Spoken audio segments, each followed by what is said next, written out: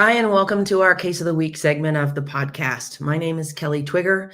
I am the principal at ESI Attorneys, a law firm for eDiscovery and information law, and the CEO and founder at eDiscovery Assistant, where we take the insights from our practice and provide a strategic command center for you to leverage the power of ESI. Thanks so much for joining me today. We are T-minus 6 days and counting from the start of legal week in New York City. And our team from eDiscovery Assistant will be there, and we would love to see you.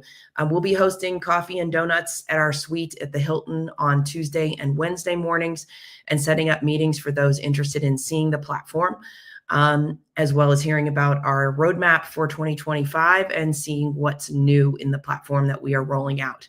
We also have some very exciting news to share about the future of the company, so please stop by and see us in our suite. We'll include the link to sign up for coffee and donuts or for a meeting in the comments or posts, depending on where you're viewing us.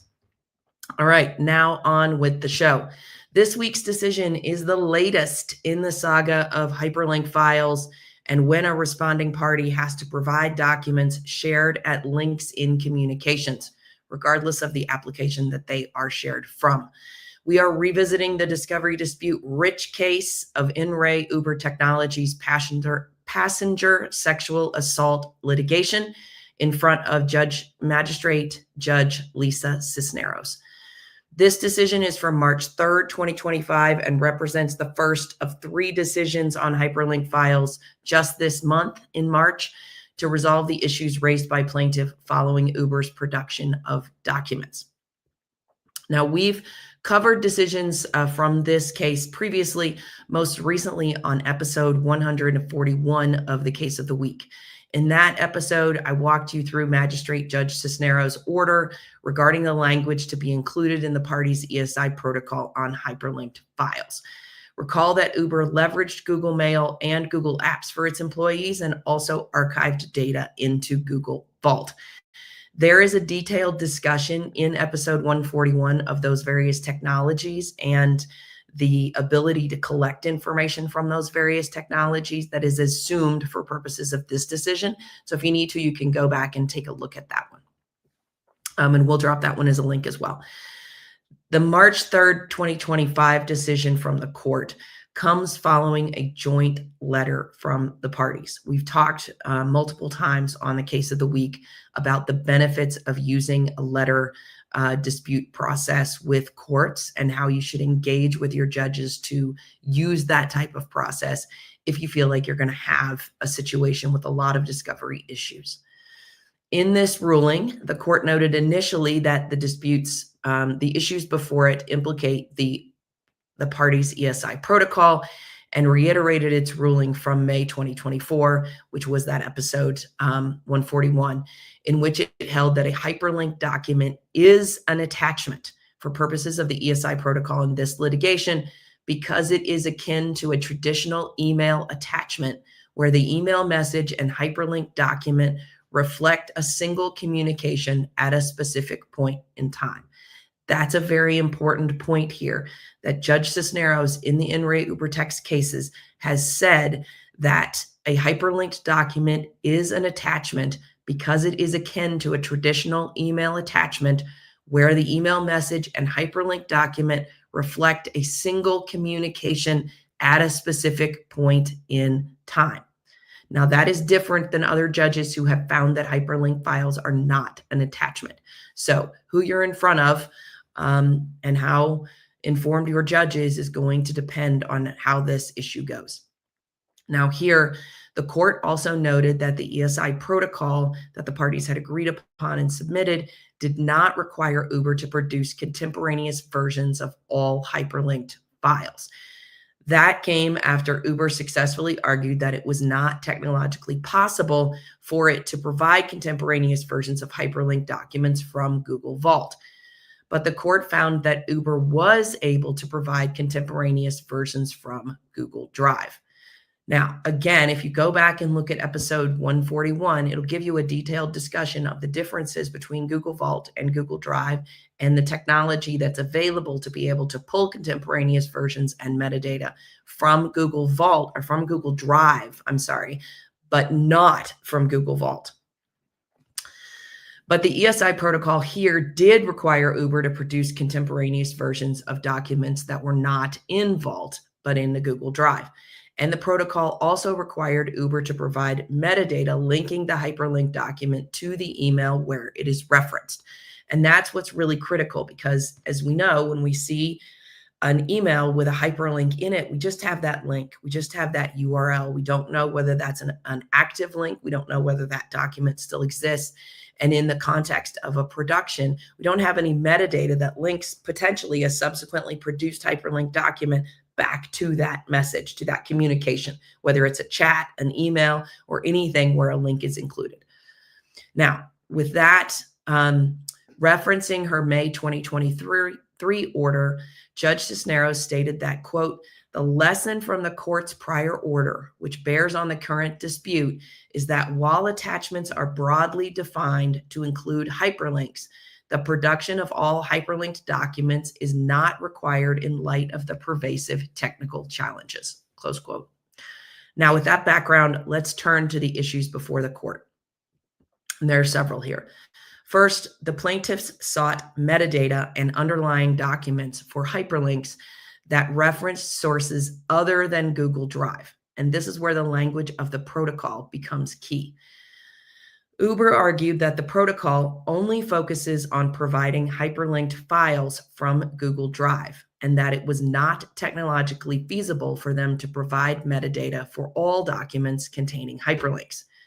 Plaintiffs argued that the protocol language required Uber to provide sufficient metadata to establish parent-child relationships between the documents and their attachments, regardless of whether or not they linked to Google Drive documents. So the whole issue here is the protocol specifically addresses Google Drive documents, but it doesn't address hyperlinks for communications in other applications.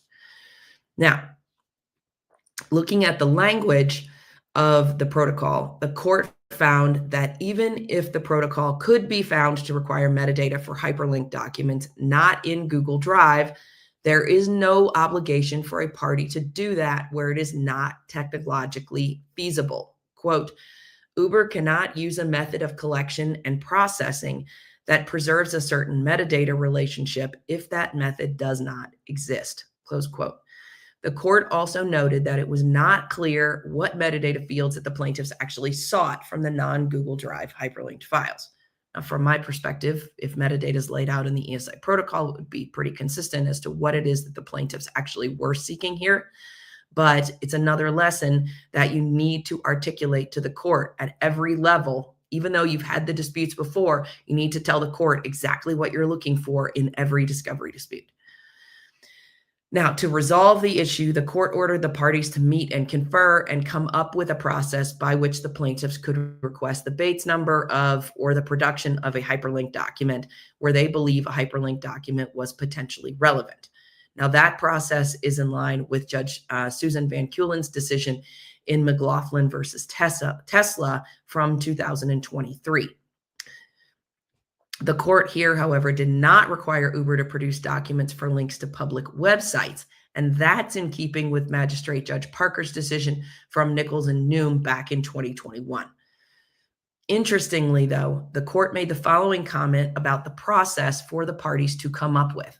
Quote, "Such a protocol may include a limit on the number of requests plaintiffs may make if the parties believe that is appropriate.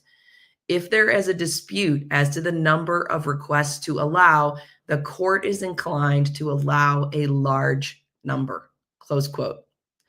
Now, I love this in situations when judges signal to the parties what their thinking is so that the parties come up with something that the court will deem reasonable.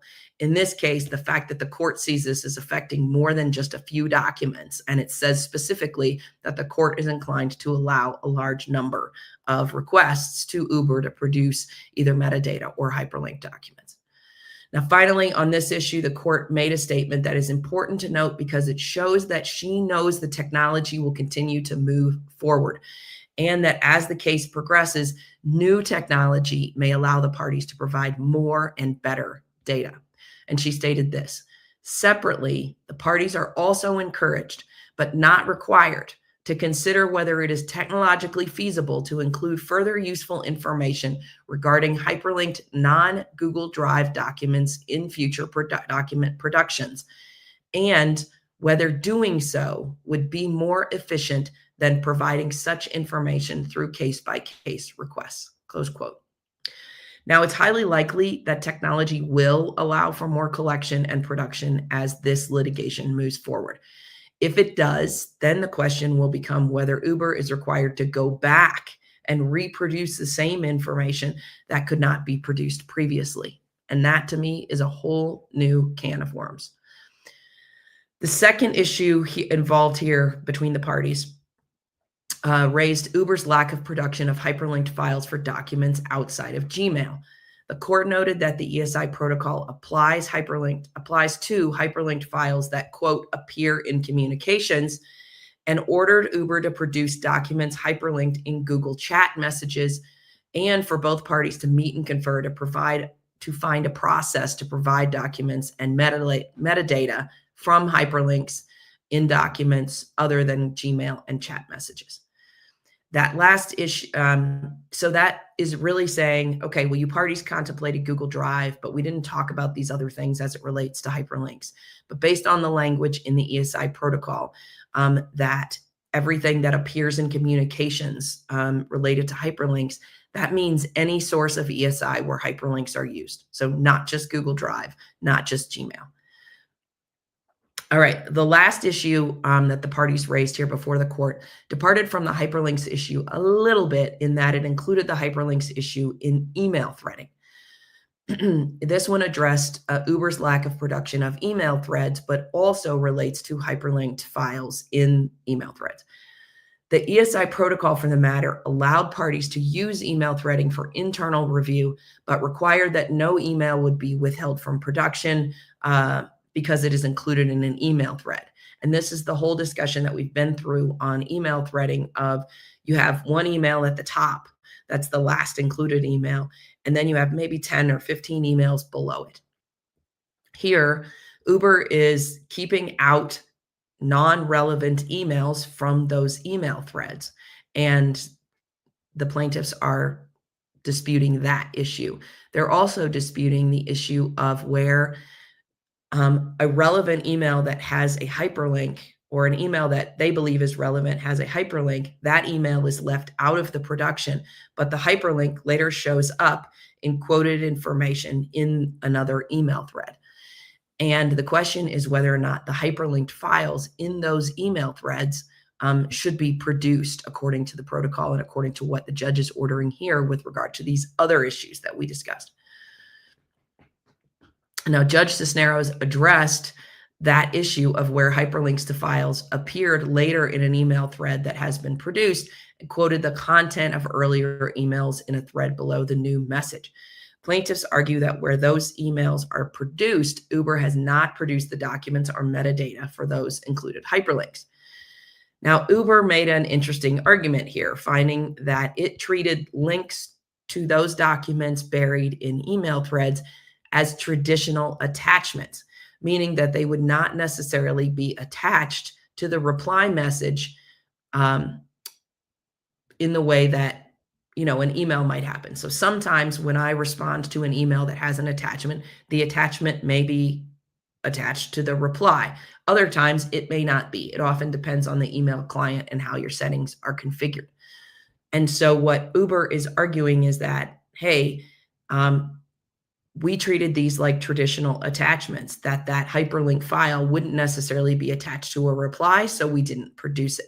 Now, that's a sly argument on Uber's part, but it's a bit disingenuous when we just had a long discussion about the requirement to produce hyperlinked files from the ESI protocol. And the court disagreed with Uber, finding that while it can be true that traditional attachments are not always included in replies, they are almost always included when the email is forwarded. Nevertheless, the court identified the issue as this, and this is an important one, so pay attention. Quote, can a hyperlink within an earlier email be considered the equivalent of an attachment to a later email that quotes the earlier email? Under some circumstances, perhaps, but the question does not have a clear universal answer, and the ESI protocol does not speak to this issue directly. Close quote. With no clear path, the court ordered the parties to meet and confer using the approach outlined on the earlier issues. So what are our takeaways from this decision? Well, they are plentiful. First, this case really reiterates the iterative nature of discovery, and you are always going to learn more as you go through the process. You're always going to identify issues that you didn't contemplate when you drafted the ESI protocol. And it's almost impossible to consider every issue when drafting that protocol. Now, the parties here looked at what they had in front of them and negotiated an incredibly thoughtful and detailed protocol. But as we see in this decision, it still had holes. It didn't address what happens when a hyperlink is in an email thread, where not all emails in the thread are relevant, but the link is produced in a subsequent email. And it didn't contemplate specifically what happens with hyperlinks in applications other than Google Drive. The point here is that there are always going to be details that can't be contemplated or that the parties fail to contemplate. And that's why having an iterative process and language in your protocol to handle the general thought processes, about how the parties wish to approach issues is key. That general language, like here on hyperlinks and email threading, acts as a guide for the court in making decisions on how to proceed on these complex issues. Be thoughtful about your protocol. It has ramifications all the way through your case. This decision that we looked at today is one of 37 discovery decisions in this class action case. It's extensive and it's difficult to cover all of the issues. Now, with regard to hyperlinks, today's decision is another step in yet a consistent progression of case law on this issue. And it required the parties to come up with a process, which they did in a subsequent decision, allowing the plaintiffs to request documents and metadata on specific hyperlinks. Now, what I love about Judge Cisneros' decision here, and it's been consistent in her decisions on this matter, is that she is constantly looking at what is technologically feasible to be done. The analysis about whether a party is entitled to the data is not the issue, and I don't think it should be. It's whether the technology exists to provide it. A party can only do what technology allows it to do, and a court is not going to require more than that. But the court also noted here that if technology advances on these issues as the case progresses, that Uber will be required to provide data when it is able to do so.